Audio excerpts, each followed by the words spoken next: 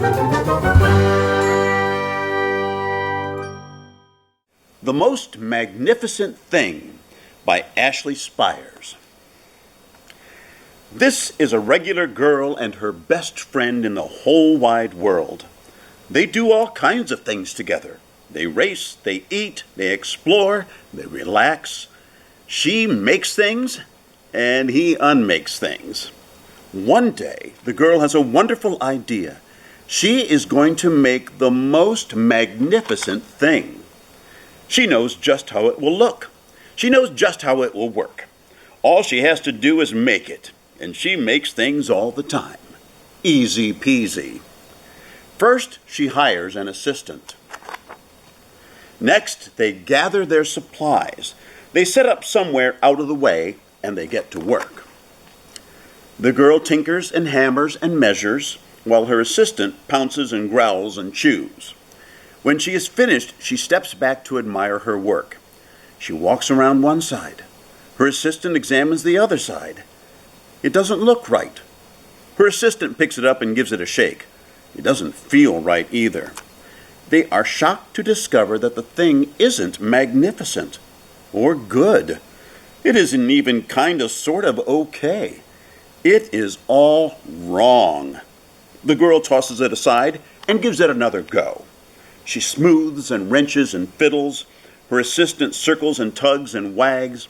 When she is finished, she stands up and takes a long look at it. Her assistant gives it a nudge with his paw. The thing is still wrong. She decides to try again. The girl saws and glues and adjusts. She stands and examines and stares. She twists and tweaks and fastens. She fixes and straightens and studies. She tries all different ways to make it better. She makes it square. She makes it round. She gives it legs. She adds antenna. She makes it fuzzy. She makes it long, short, rough, smooth, big, small. One even smells of stinky cheese. But none of them are magnificent. Her hard work attracts a few admirers, but they don't understand. They can't see the magnificent thing that she has in her mind. She gets mad. The angrier she gets, the faster she works. She smashes pieces into shape. She jams parts together. She pummels the little bits in.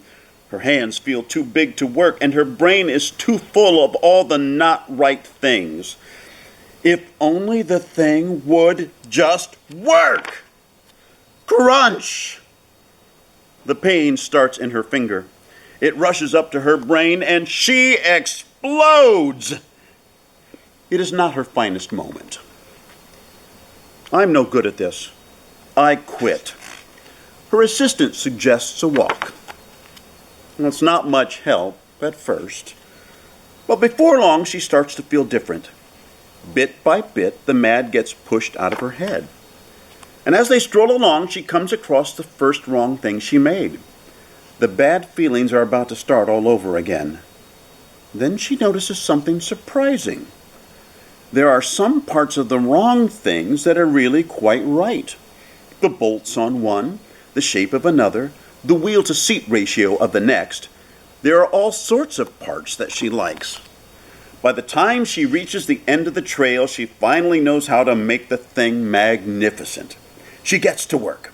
She works carefully and slowly, tinkering, hammering, twisting, fiddling, gluing, painting.